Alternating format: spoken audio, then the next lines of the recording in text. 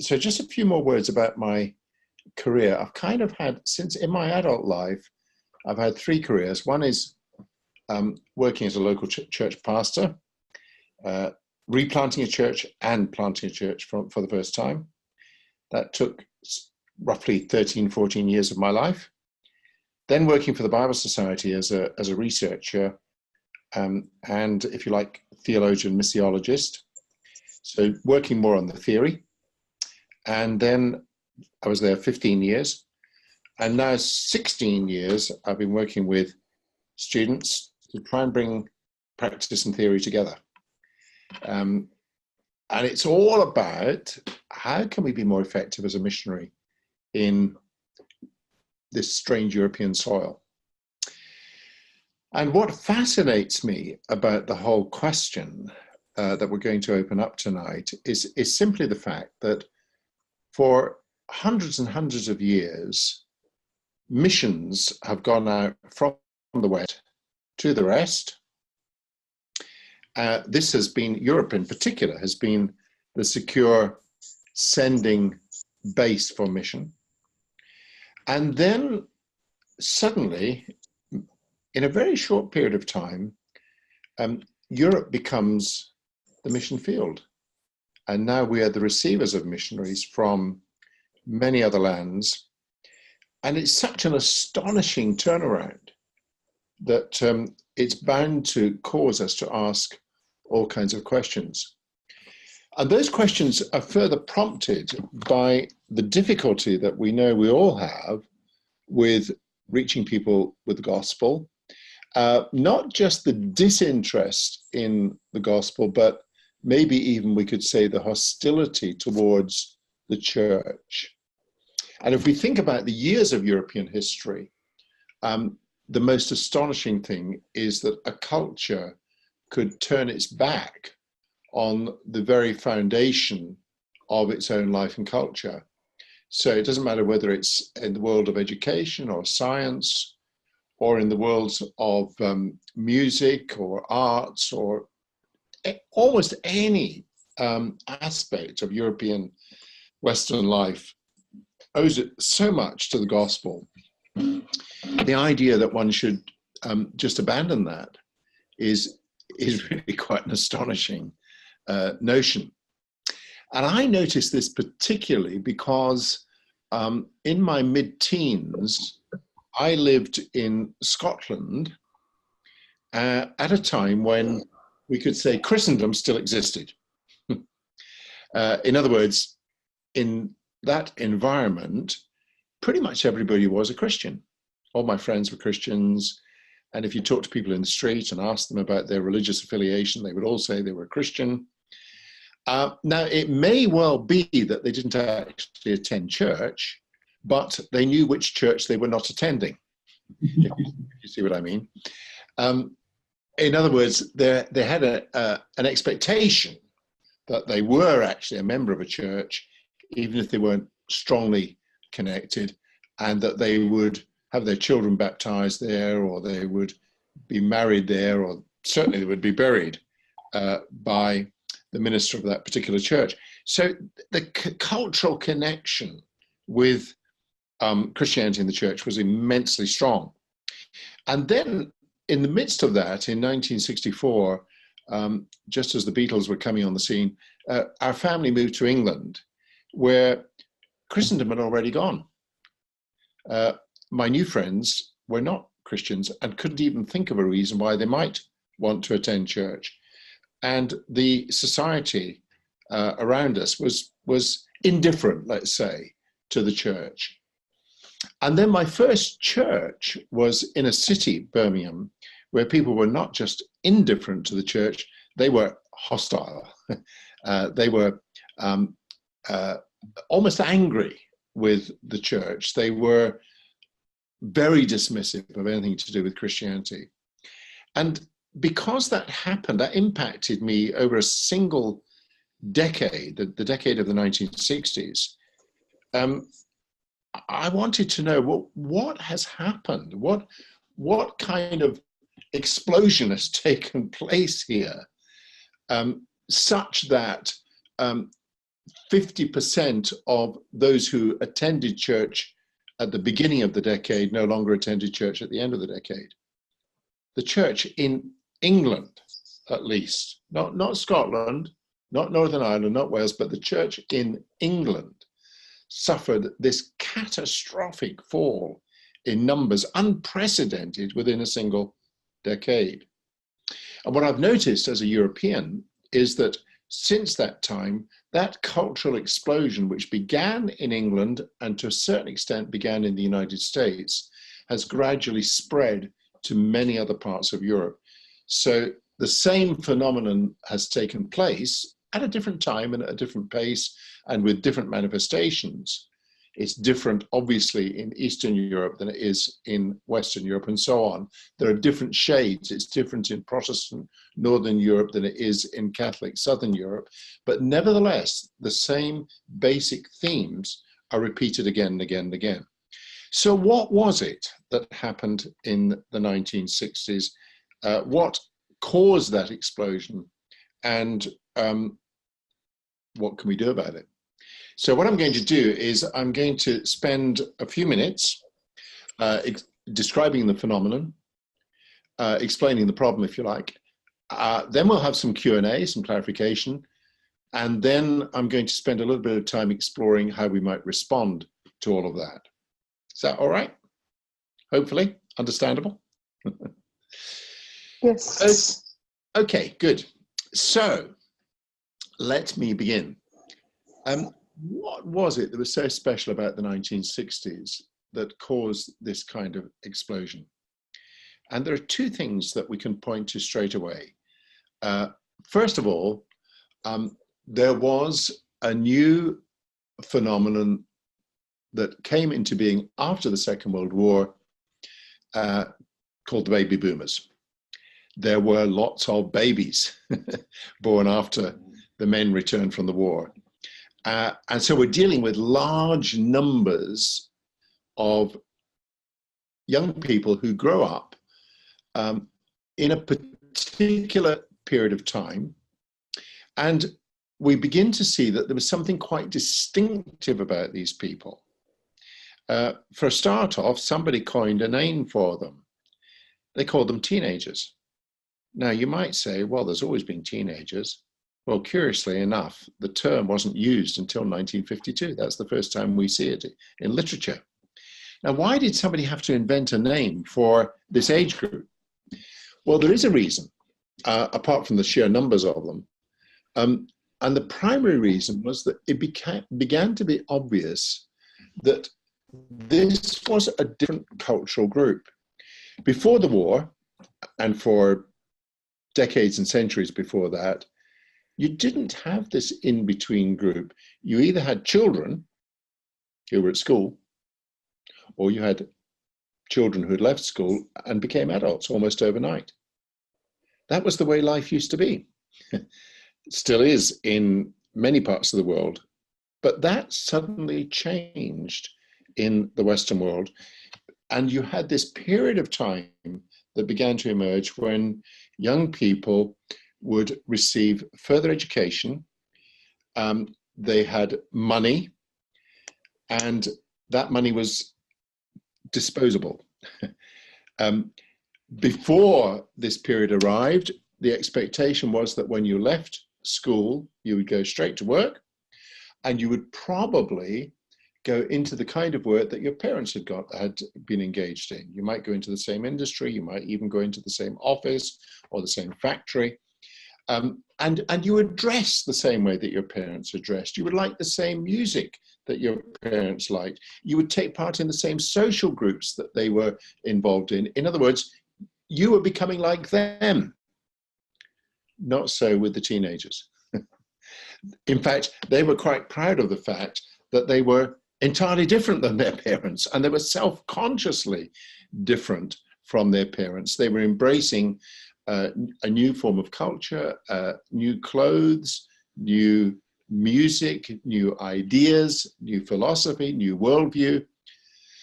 And that was made possible because the second thing that was happening at the same time was that the Western world in particular had unparalleled levels of prosperity.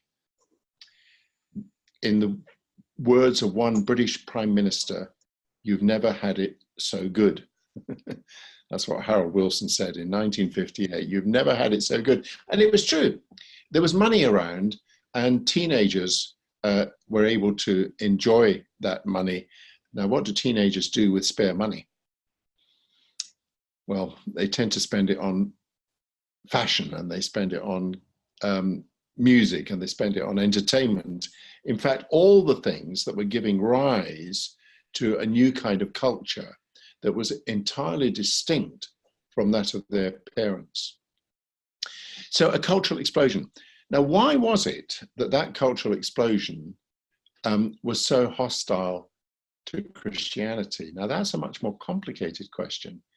And to find the answer to that, we have to go back to the very origins of the Enlightenment.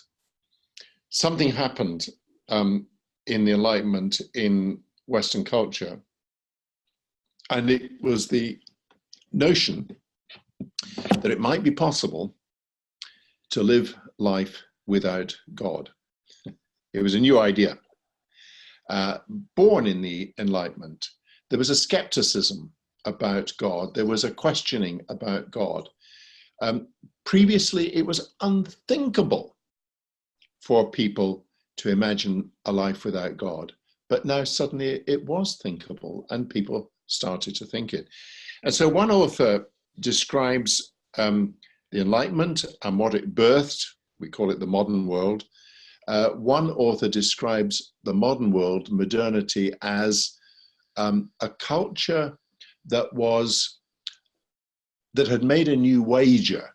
And the wager of modernity is this: life can be good without God.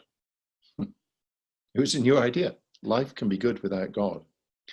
And to a certain extent, to a very large extent, those neighbors of ours that we see in our present times that are living without any connection to Christianity, without any connection to the church, have really adopted that idea.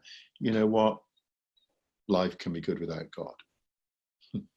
And that was the idea that was seized hold of by those young people in the youth culture of the 1960s, in the baby boom period. Life can be good without God. And they would take that a stage further, because they would say, what is the purpose of life? Now, in medieval times, we would say that the purpose of life is to know God and to love him and to serve him. In fact, that's part of the catechesis of some churches. That's the purpose of life: to know God, to love him, to serve him. But the baby boomers had a different answer. They said, no, the purpose of life is to be happy. Now, how am I going to be happy? Well, in order to be happy, I need to be free. Now, that's an interesting idea, isn't it? I need to be free. I think there's a famous song with that as the catchline: I want to be free. Now, what does it mean to be free? Well, that particular culture had an answer to that. And the answer was, to be free, you need to be an individual who is self-contained, self-sufficient, who has no reliance on others. In other words, we are not committed to anything or anyone except to ourselves. It was a kind of a radical individualism. And underneath that were, if you like, three narratives that kind of encourage that. And let me share those three narratives with you. The first narrative is the narrative of the state. And the narrative of the state says, look, you don't have to worry about too much, because from birth until you die, the state will look after you.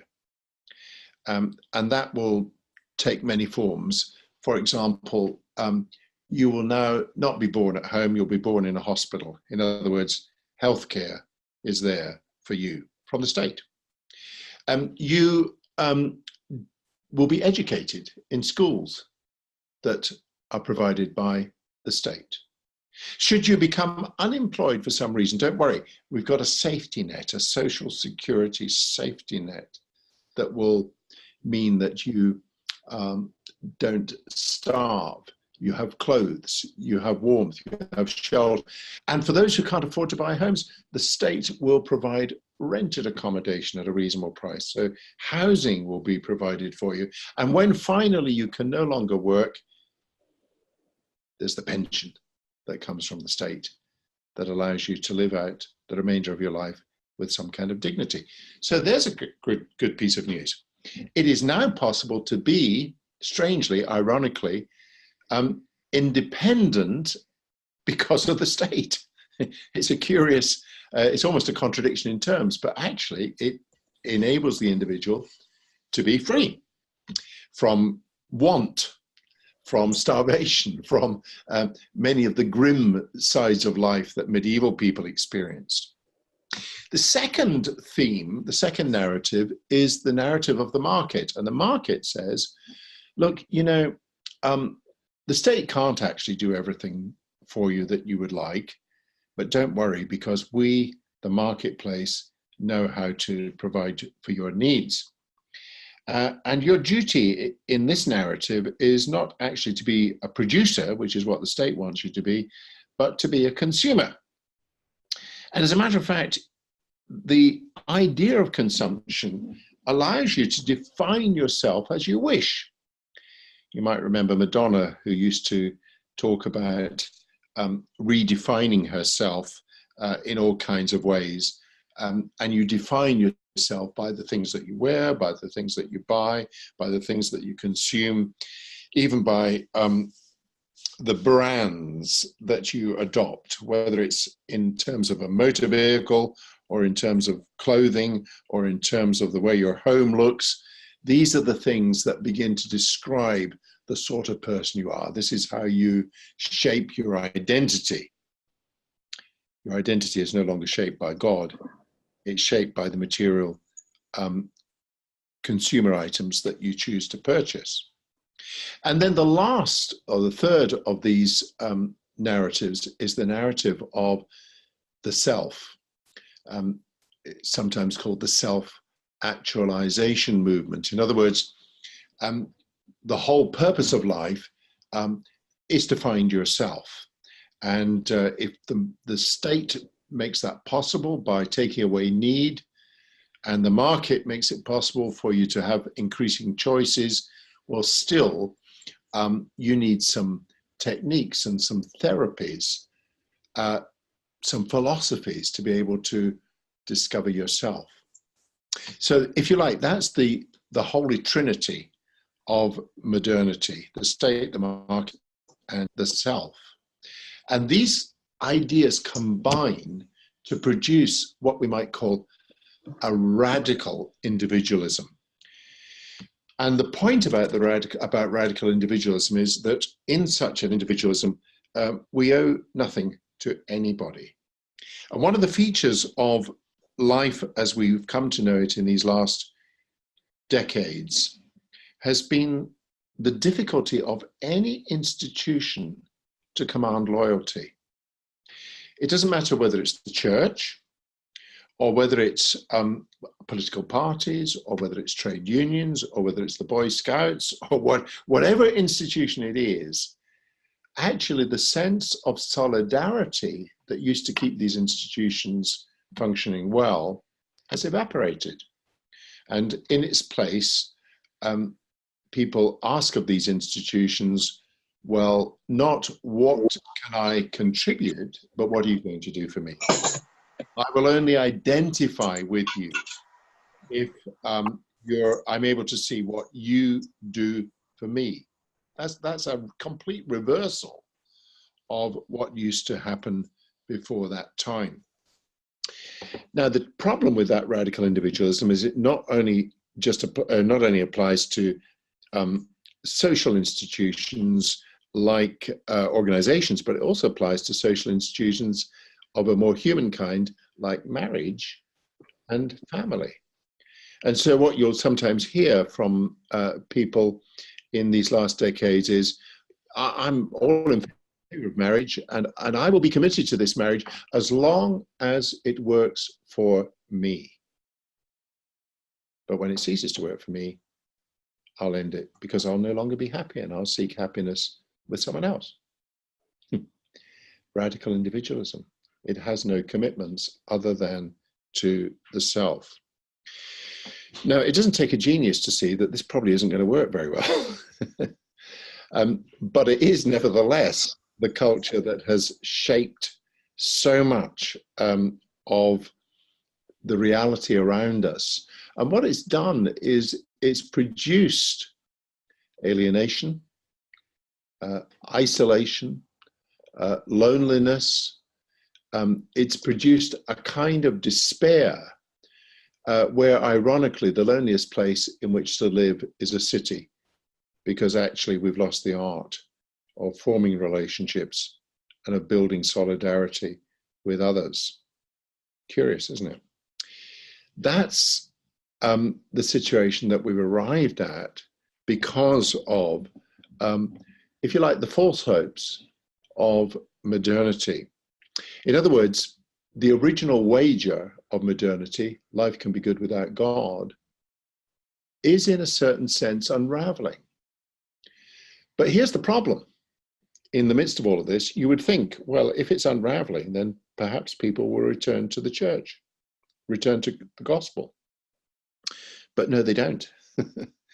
In fact, it wouldn't even occur to them that that might be an answer, because even though the promise of modernity is unraveling before our very eyes, it's very difficult for people to imagine what life could be like outside of the things that have shaped their imagination in these last few decades. And so actually, they're not turning to the church. They're not turning to Christianity. They're simply stuck. They're isolated. They're in despair. And actually reaching people in that kind of cultural situation is in fact profoundly difficult. Okay, you've just given me a question on the chat room, which is a helpful one. Thank you. Why do you think people don't consider turning back to God anymore, simply that they turn to materialism as well as self?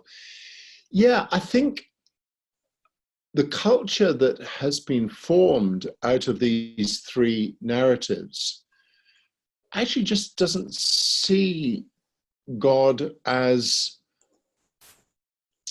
something even to be considered. He's simply not on the agenda. There's no place in their imagination for God. Now, when they do come across Christians or experience God in some kind of way, it's pretty disturbing for people.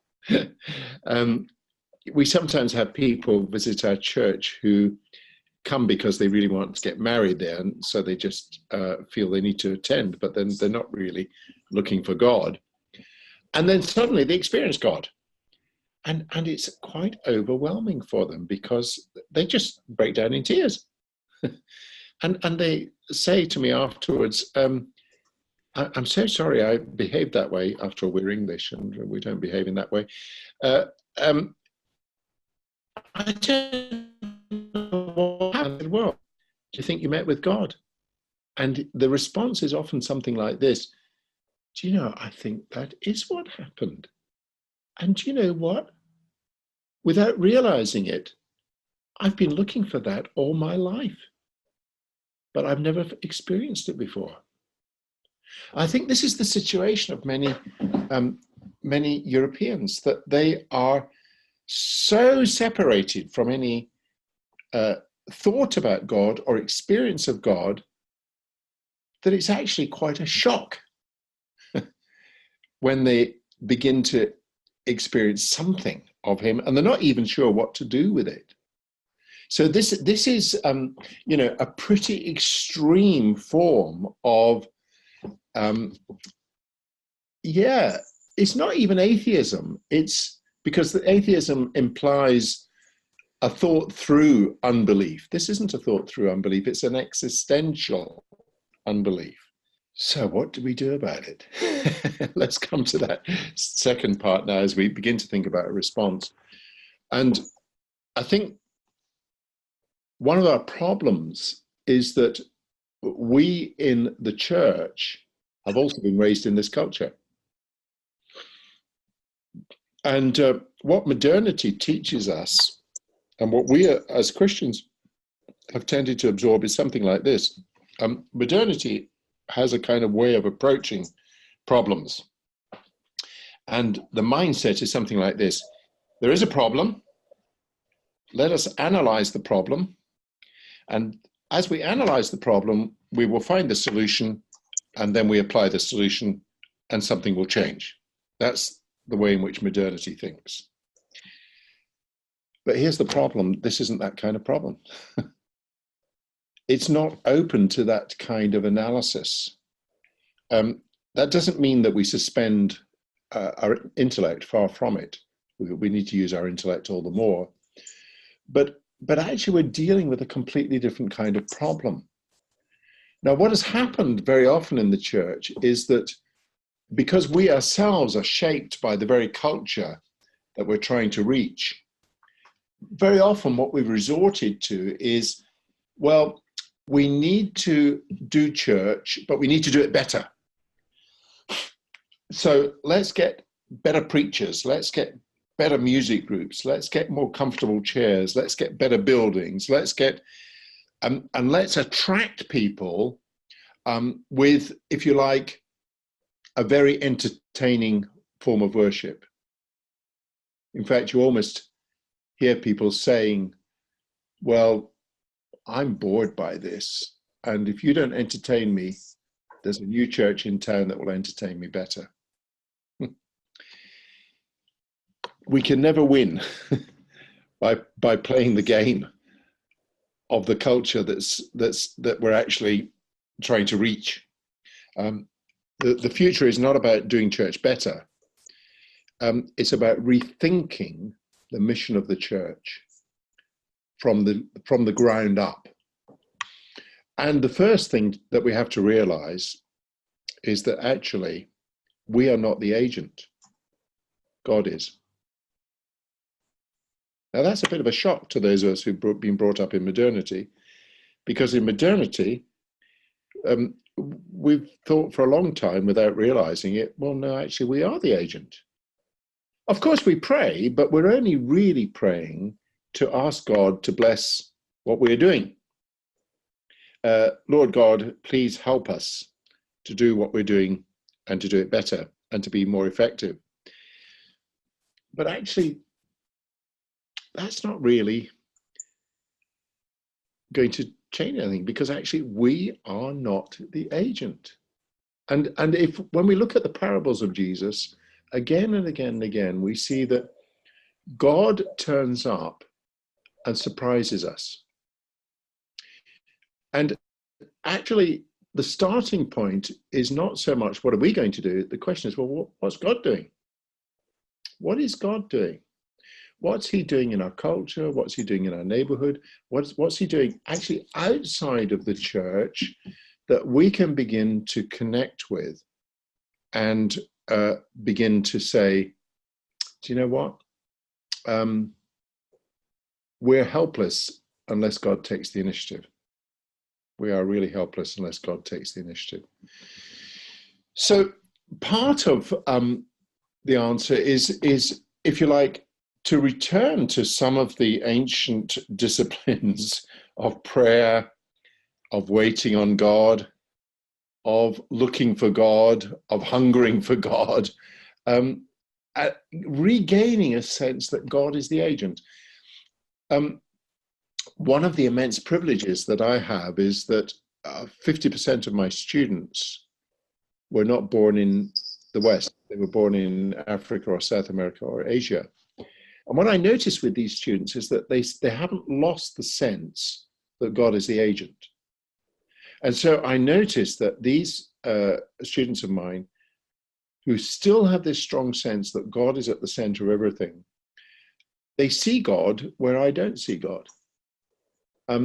I sometimes talk to them about that, and what they're basically saying to me is, well, when we get up in the morning, we don't believe that anything that happens is a coincidence. God is always up to something, and we're constantly just trying to keep up with God. And actually, when you start to look at the world in that way, it looks like a very different world. God is up to something. What is he doing? And how can we cooperate with him? That's the first thing. The second thing that I also learned from my foreign-born students is this strong sense of what it means to live in community. Now, slightly tragically, even though the church has more sense of community than not in the church, actually, we don't have an amazingly strong sense of community. Certainly not the kind of community that would say, do you know what, my career is second to my commitment to this community. I'm not necessarily going to take that advance, that promotion, because it means leaving this community to which I'm committed. I'm not necessarily going to take that promotion because it means that my employer is going to ask so much of me that I won't be able to give anything to the community of which I'm a part. We've actually lost the sense of what it means to be a profound community that celebrates the presence of God in our midst. Now, these are not programs, you see. These are not techniques. Modernity looks for programs and techniques, but actually we can't beat modernity by using the tools of modernity. We actually have to return to a much more ancient discipline, if you like, the sense of God, the experience and reality of community. And I think within that context, then, it's possible to begin to explore what I've called, together with my colleague Alan Roxburgh, some refounding principles or practices. And practice is a better word than principle, because principle is all about the intellect. Practice is what we do. And these are not techniques. They're simply ways of being as a community that begins to root us in the reality of God. So I'll mention just three of these things. We've got 6 in the book that we've written, but I'm going to just mention 3 briefly. We've just got time, I think, for 3. So one of these is the conviction that God is the God of mission, and he's already at work in our neighborhood. So what is he doing, and how can we cooperate with him? That's a kind of a practice. We're constantly looking for what God is doing. A second practice is that we take the local very, very seriously. In other words, we don't get uprooted from the local and go and visit a church miles away from where we live. We take our immediate locale very, very seriously. We've already said that God is in the neighborhood. Yeah, how do we live in the local, and how do we begin to create a conversation with those who live in the local area? I sometimes visit churches for all kinds of reasons, preaching often, and I sometimes say to people, what kind of conversation are you having with your neighborhood, with the people in the local area? What's that conversation like? And very often I've become aware that the only conversation they're having, if they have one at all, is only the question, why don't you come to our church anymore? It's not much of a conversation. How would you start a conversation with your neighborhood, with the local area? And then thirdly, I think one of the great gifts that we have to offer Western culture is what I call the gift of stability. Now, I was first alerted to this when I was speaking to one of the brothers from the Taizé community. And I was asking him about the extraordinary visit of thousands of young people that come there every summer. And I said, what do you think draws them? And he said, well, I'm not sure what draws them in the first place, but I can tell you what draws them in the second and third place. I said, what's that? He said, well, when they come for the second and the third time, they often express surprise that the same monks are still there. Oh, you're still here. And they're surprised because nothing else in their life is that stable. Their parents may have gotten divorced. Their friends have deserted them. Their girlfriends have cheated on them. Their employers don't have any commitment towards them. There's nothing in their life that is particularly stable, especially in terms of relationships. And yet they come back to this place, and every year, the same people are there. It's amazing for them. There's something about the gift of stability in a world where people have lost the art of relationship, because actually you can't have relationships without some commitment to stability, which is why seeking God in the neighborhood and inhabiting the local becomes important, because what it does is it begins to encourage the practice of stability. It may be that we are one of the few things in our cities, our towns, our communities that are abiding, that are stable. One city councillor in my city of Birmingham here said, the only thing that holds this city together are the people of faith. I said, what do you mean by that? He said, well, I'm not actually a person of faith myself, but when I look at the city, I see the only stable things are the communities of believers. They're the ones that give this city its founding rock. Well, there's three others that we could talk about, but we're kind of out of time to explore those. But they're in the book that my colleague and I have written called Practices for Refounding the Church.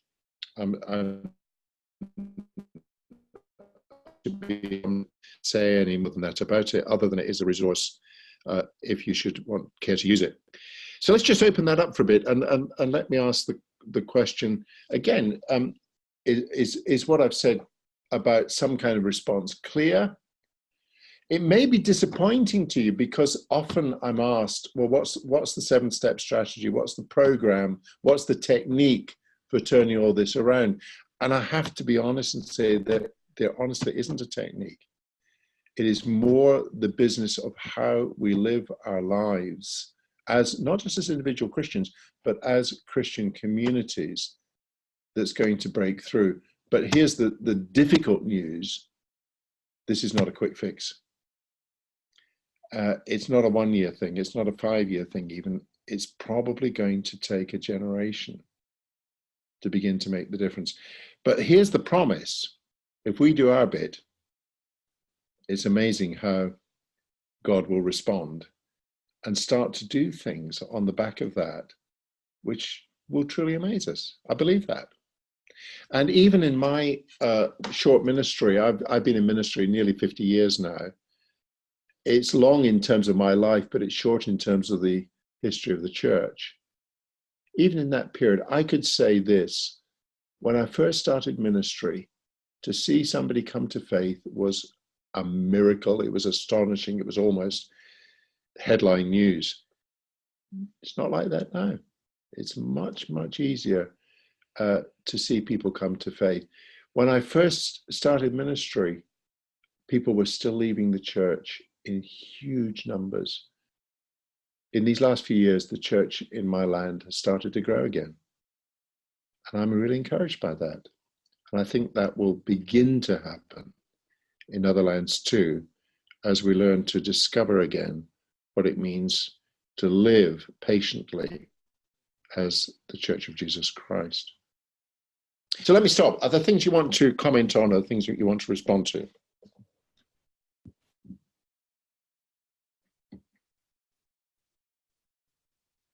So Paul's asking a good question here. Have I read Ed Stetzer's Planting New Churches in a Postmodern Age? I'm aware of the book. I have to confess I haven't read it. I like Ed immensely. I've met him. And he's a fantastic guy and a good writer. But I haven't read it, so I can't comment on his list. But here's the thing. Just generally, one of the problems with people like me and Ed is that if we're not careful, we'll describe churches and say, go and do these things, and the same things will happen for you. Our experience is that that's not always true, that sometimes churches grow because there are unique factors about their life that actually it's not that easy to replicate. But hey, it's a great encouragement. I'll make sure to get hold of the book. Okay, well, look, if you don't mind, we'll close with prayer. I'm